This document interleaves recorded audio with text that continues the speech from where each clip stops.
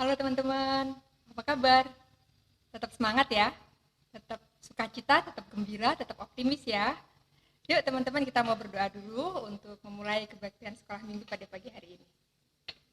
Bapa di surga, sebentar kami akan mulai kebaktian sekolah minggu.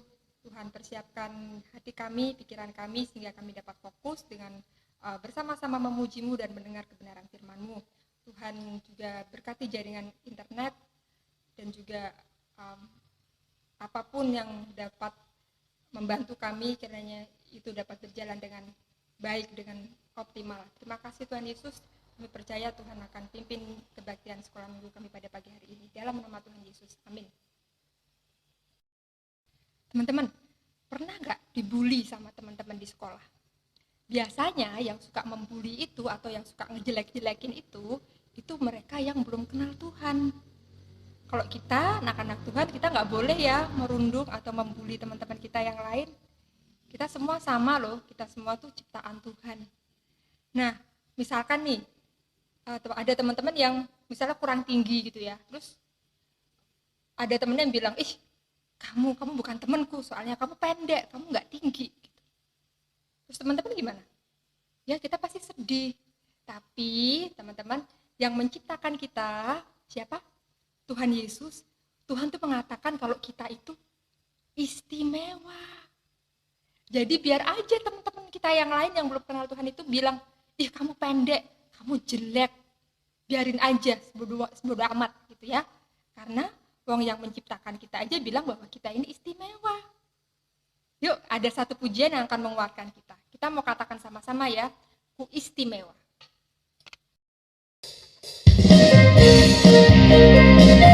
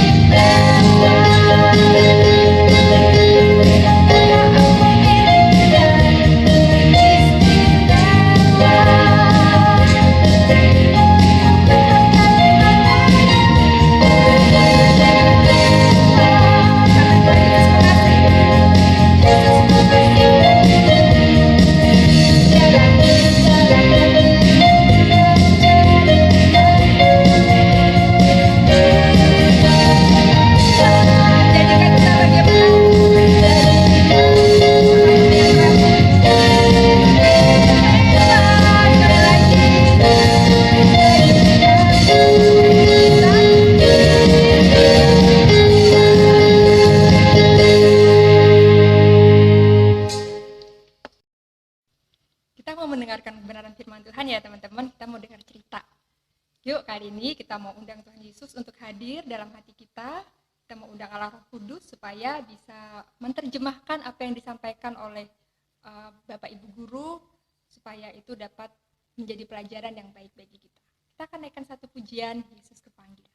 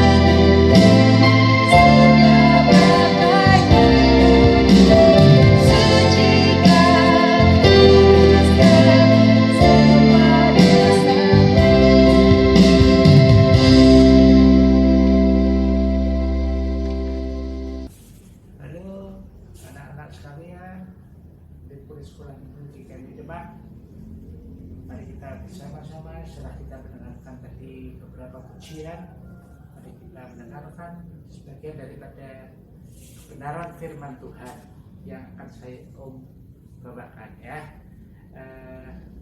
Tapi sebelumnya kita akan berdoa dulu, minta pertolongan Tuhan. Kiranya Tuhan membuka hati kita, pikiran kita untuk mendengarkan firman Tuhan dengan baik dan jelas, sehingga kita sekalian, anak-anak sekolah minggu, boleh mendengarkan dengan jelas.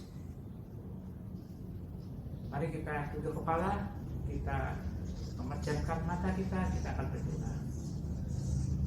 Bapa kami yang berada di dalam kerajaan surga yang mulia, di dalam nama Tuhan Yesus, terima kasih Tuhan, kalau pada minggu pagi ini kami boleh kembali berbakti kepada Tuhan bersama-sama melalui live streaming Tuhan.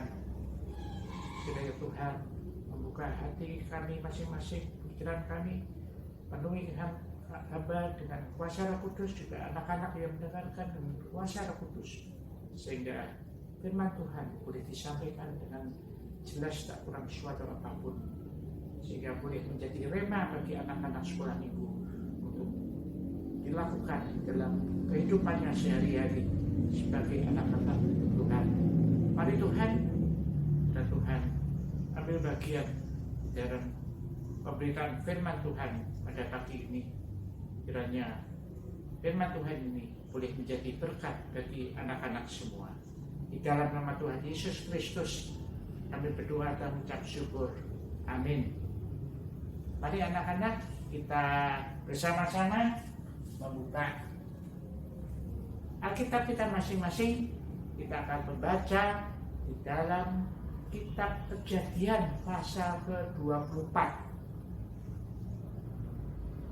Kita akan membaca kitab Kejadian pasal 24. Kita akan membaca mulai ayat pertama sampai selesai, yaitu sampai ayat yang ke-67. Karena terlalu panjang, Om akan membaca sebagian saja ya.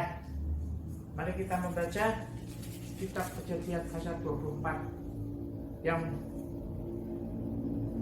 bertema Rebeka dipinang bagi Iska. Sekali lagi, Rebeka dipinang bagi Iska. Adapun Abraham telah tua dan lanjut umurnya, serta diberkati Tuhan dalam segala hal. Berkatalah Abraham kepada hambanya yang paling tua dalam rumahnya, yang menjadi kuasa atas segala kepunyaannya, katanya, baiklah, letakkan tanganmu di bawah pangkal pahaku, supaya aku mengambil sumpahmu demi Tuhan, Allah yang punya langit dan yang punya bumi, bahwa engkau tidak akan mengambil untuk anakku seorang istri dari antara perempuan Kanaan yang diantaranya aku diam, tetapi engkau harus pergi ke negeri dan kepada sanak saudaraku untuk mengambil seorang istri bagi Iska anakku. Lalu berkatalah hambanya itu kepadanya, mungkin perempuan itu tidak suka mengikuti aku ke negeri ini. Haruskah aku membawa anakmu itu kembali ke negeri dari mana tuanku keluar? Tetapi Abraham berkata kepadanya, awas, jangan kau bawa anakku itu kembali ke sana. Tuhan Allah yang punya langit, yang telah memanggil aku dari rumah ayahku, serta dari negeri sanak saudaraku, dan yang telah berfirman kepadaku, serta yang bersumpah padaku, demikian kepada keturunanmu lah akan kuberikan negeri ini. Dialah juga akan mengutus malaikatnya berjalan di depanmu, sehingga engkau dapat mengambil seorang istri dari sana untuk anakku. Tetapi jika perempuan itu tidak mau mengikuti engkau, maka lepaslah engkau dari sumpahmu kepadaku ini. Hanya saja janganlah anakku itu kau bawa kembali ke sana.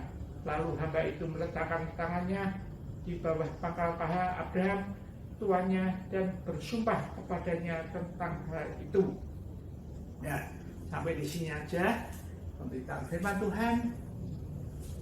Anak-anak bisa membaca lanjutannya setelah ibadah ini selesai. Ya, kita ketahui Bapak Abraham dan istrinya bernama Sarah ketika lanjut usianya, dia baru mempunyai seorang anak lelaki bernama Iska.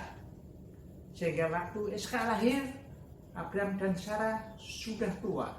Sehingga ketika perikop ini, kejadian ini kita baca, yang kita baca bersama tadi, peristiwa ini terjadi setelah Iska beranjak dewasa, ya, siap untuk berkeluarga, untuk nikah. Pasti Abraham dan Sarah, orang tuanya itu tambah lagi umurnya, berarti tambah tua lagi, ya toh.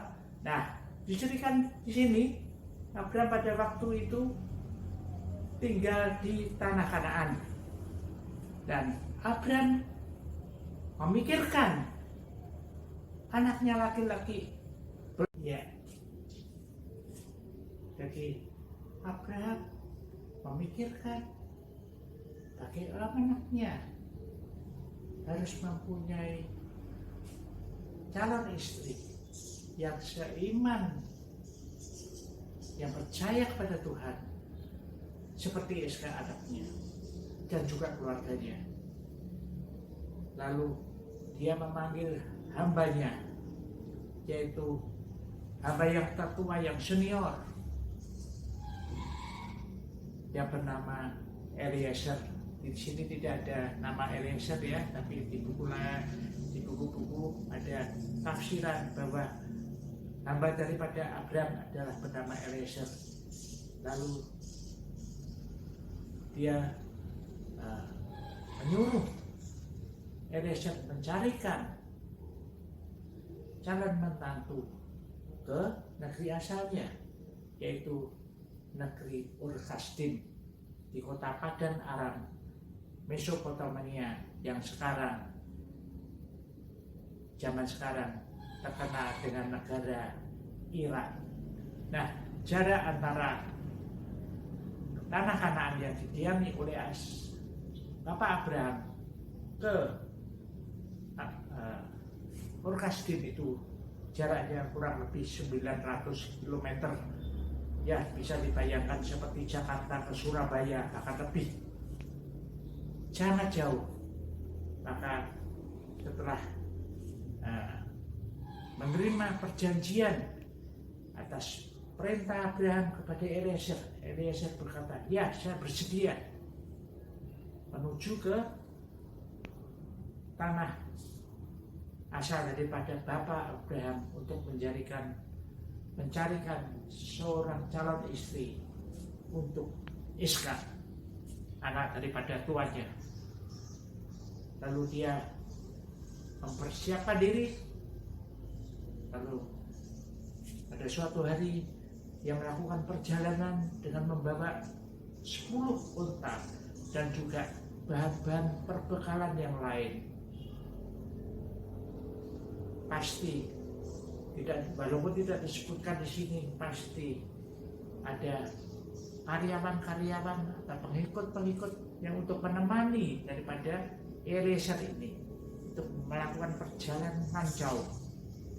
Dan tersebutlah ya suatu ketika sampailah dia di tepi kota Padan Aram di Mesopotamia itu. Dia mendapati sebuah sumur, sebuah mata air. Nah, biasanya kalau pada sore hari banyak wanita-wanita membawa buyung air untuk menimba air untuk dibawa pulang. Lalu Eliezer berdoa, Bapa dari surga, kiranya Tuhan memberi keberhasilan untuk usahaku ini mencarikan jodoh untuk anak tuanku Abraham yang bernama Iskak itu, supaya terjadi begini Tuhan. Nanti ada seorang gadis yang menimba air, aku akan meminta minum, dan gadis itu memberikan aku minum dan memberikan pula minum kepada unta-untaku. Nah, baru saja dia berdoa, tiba-tiba datang seorang gadis membawa buyung kosong dan menimba air dalam sumur itu. Lalu Eliezer mendekatinya dan meminta air untuk minum. Lalu dengan murah hati diberikanlah kepada Eliezer buyung yang sudah berisi air penuh itu untuk diminum oleh hambanya Eliezer. Dan juga bukan hanya Eliezer, tapi dia juga memberikan air itu kepada 10 unta-untanya, bahkan semua diberikan. Dia harus pula balik menimba air itu untuk memberikan minum pada unta-untanya, juga pada yang lain. Inilah kemurahan daripada Ribka, ya. Perempuan ini bernama Ribka. Dia adalah anak dari Betuel, ya. Dan Betuel itu adalah anak daripada Nahor dan ibunya bernama Milka. Dan Nahor adalah saudara daripada Bapak Abraham. Dan itu belum diketahui oleh Eliezer. Lalu ketika dia diberi minum, lalu Eliezer memberikan anting-anting, sepasang anting-anting dan sepasang gelang untuk dipakaikan kepada Ribka. Dan setelah dipakai lalu Eliezer mengatakan, kamu tuh siapa sih namanya? Dari mana? Lalu Ribka menceritakan, aku adalah Ribka, anak dari Bapak Betuel. Dan Bapak Betuel itu adalah anak daripada kakekku bernama Nahor dan nenek bernama Milka. Lalu terkejutlah Bapak Eliezer bahwa Nahor yang dikatakan Bapak Tuhan dari Bapak Abraham itu adalah saudaranya. Nah ini adalah Tuhan yang sudah menuntun, yang mempertemukan seorang anak darah yang parasnya elok, cantik rupawan, yang dinanti-nantikan oleh Bapak Abraham. Lalu dia bersujud mengucapkan terima kasih kepada Tuhan. Itu yang kedua, yang tadi supaya ada darah datang, anak darah datang memberikan minum, sekarang sudah terlaksana. Ada ketika Eliezer bersujud mengucap syukur kepada Tuhan, Ribka berlari pulang ke rumahnya dan menceritakan segala sesuatu itu kepada ayahnya Betuel dan ibunya juga, dan kepada saudaranya yang bernama Laban, ya, menceritakan secara mendetail bagaimana ada orang asing minta minum sampai dia diberikan anting-anting dan sepasang gelang yang sangat indah. Lalu Laban mengatakan, loh, di mana orang itu? Oh, masih di tepi sumur. Lalu Laban berlari mendapatkan Eliezer masih dekat dengan sumur yang ada pada waktu itu. Lalu Laban mengatakan, mari Bapak, ayo pulang ke rumahku. Dengan unta-untamu juga dibawa, ayo. Lalu mereka beriringan pulang ke rumah Betuel, ya. Setelah tinggal di rumah itu, dia keluarga dari Bapak Betuel menjamu mereka, yuk mari makan, kita beristirahat, kita makan dulu karena sudah waktunya makan malam. Tetapi Eliezer mengatakan, oh jangan dulu, jangan makan dulu, saya harus mengatakan sesuatu, yaitu menceritakan misi dari kedatangan saya itu dari tempat yang jauh, dari Kanaan ke di tempat ini, membawa misi yang harus kami beritahukan kepada Bapak. Ya, ceritakan aja. Lalu Bapak Eliezer menceritakan dari awal sampai akhir bahwa misinya adalah mencari seorang menantu untuk anak daripada tuannya yang bernama Iska itu. Nah sekarang inti kata Eliezer mengatakan, bolehkah ya Ribka itu dijadikan menantu oleh Bapak Abraham tuanku itu? Lalu Betuel dan juga keluarganya mengatakan, ya ini semua sudah rencana Tuhan. Saya izinkan Ribka menjadi menantu dari Bapak Abraham tuanku itu. Nah, setelah mendengar hal ini, Eliezer sangat bergembira, sukacita. Lalu dia sujud sekali lagi, yang untuk ketiga kalinya. Dia mengucap syukur bahwa misinya sudah berhasil. Tuhan sudah menetapkan langkah-langkah apa yang harus dilakukan sesuai dengan perintah Tuhan. Dan semuanya Tuhan membuatnya berhasil. Lalu mereka bersukaria, makan malam bersama dengan keluarga Betuel. Dan setelah itu lalu dia beristirahat, dan keesokan harinya ketika bangun, lalu Eliezer pamitan kepada seluruh keluarga Betuel, baiklah, sekarang aku akan pulang ke Kanaan dengan membawa Ribka, calon menantu Bapak Abraham. Lalu keluarga Betuel mengatakan, jangan dulu ya, tunggu 10 hari aja, 10 hari lagi ya, cuma 10 hari lagi, sini buat kangen-kangenan sebelum berpisah. Lalu Eliezer mengatakan, jangan, tidak bisa, saya hari ini juga harus pulang, memberitahukan kepada tuanku bahwa misi ini sudah berhasil, saya sudah meninggalkan Kanaan sudah lama. Lalu Betuel tidak bisa berbuat apa-apa, lalu hanya berkata, udahlah, tanyalah sendiri kepada Ribka, mau nggak dia berangkat sekarang. Dan ketika Eliezer menanyakan pada Ribka mengatakan, ya, saya mau berangkat sekarang. Oh, luar biasa ya. Ketika itu juga pada hari itu juga Ribka mengikuti Eliezer dengan rombongannya pulang ke Kanaan. Dan ketika sudah sampai ke Kanaan, bertepatan pada hari itu, Iska keluar rumah ke padang, membawa untanya, menaiki unta. Dia melihat ada rombongan yang menghampirinya, dan dia tahu bahwa itu adalah rombongan daripada Eliezer.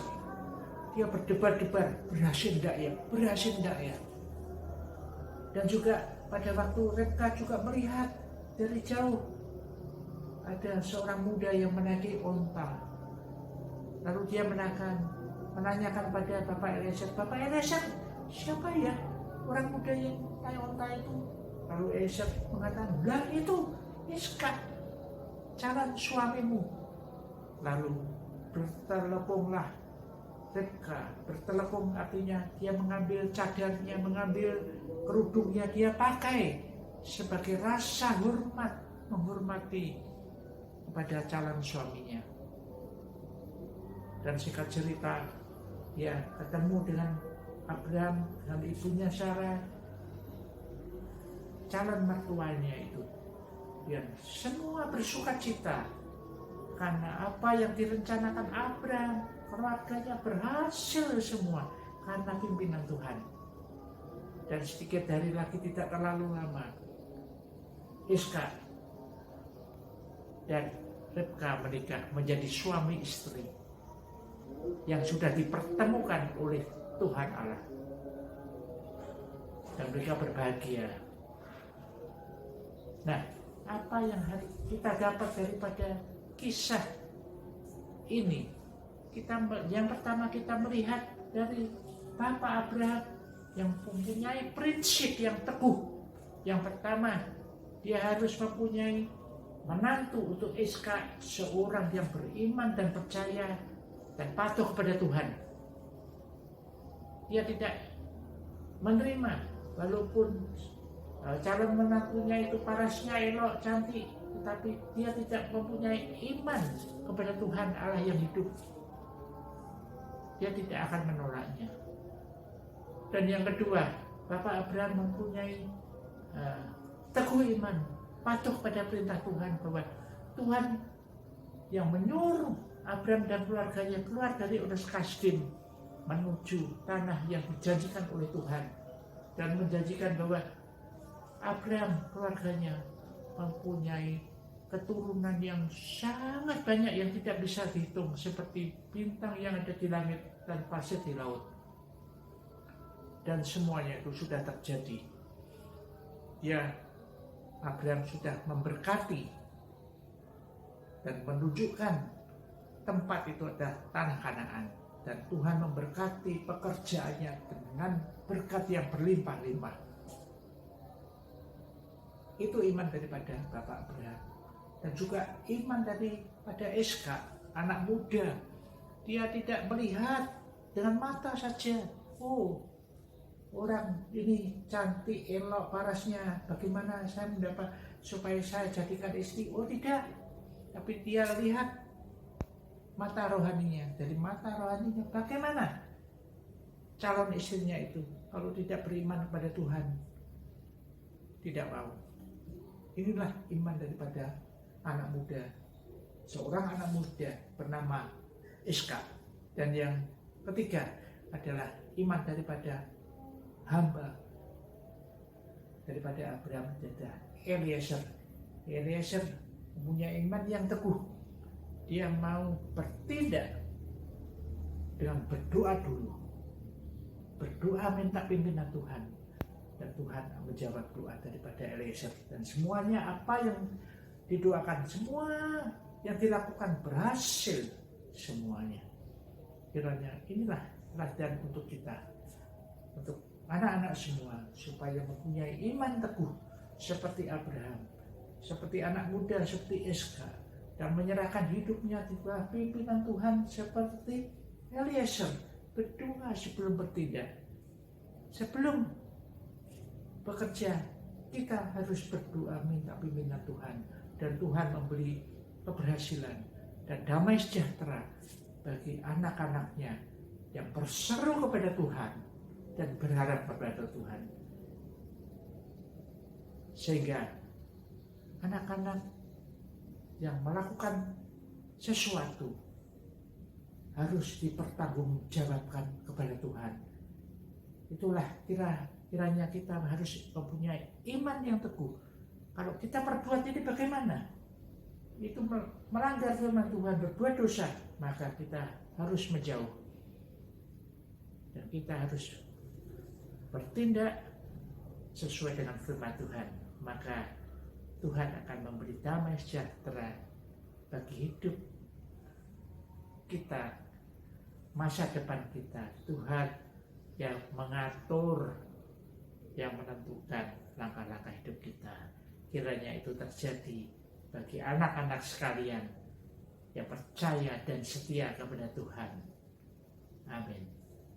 Mari kita berdoa. Bapa di surga, terima kasih atas firman-Mu yang indah pada pagi ini.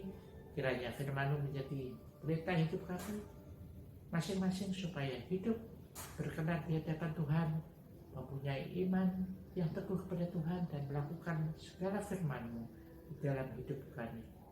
Terima kasih Bapa, di dalam nama Tuhan Yesus Kristus kami sudah berucap syukur dan berdoa. Amin. Teman-teman, karena kita ini istimewa, karena kita ini dikasihi, dicintai, disayang oleh Tuhan yang menciptakan kita nggak perlu khawatir teman-teman. Kita nggak perlu khawatir tentang apa yang akan kita makan, apa yang akan kita minum, apa yang akan kita pakai. Bahkan tentang masa depan kita nanti mau jadi apa, cita-cita kita nggak perlu khawatir. Karena apa? Karena kita dikasihi oleh Tuhan. Tuhan yang menciptakan kita adalah Tuhan yang bertanggung jawab akan kehidupan kita, juga masa depan kita. Yuk kita menaikkan satu pujian ya, sambil kita menutup kebaktian sekolah minggu pada pagi hari ini. Jangan kami khawatir. Nanti katakan, aku tidak khawatir. Ya.